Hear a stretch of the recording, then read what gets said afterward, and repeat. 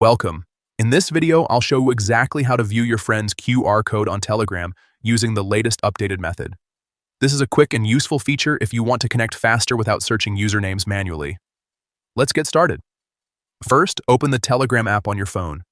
Make sure you're logged into your account so you can access your chats and contacts.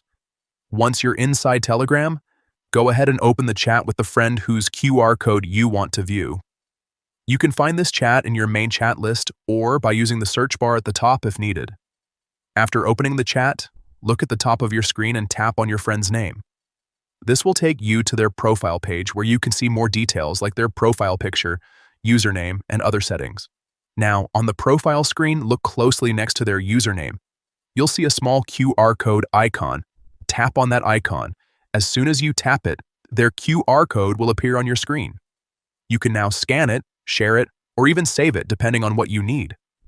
This makes it much easier to connect, especially if you're meeting someone in person or want to share contact details quickly.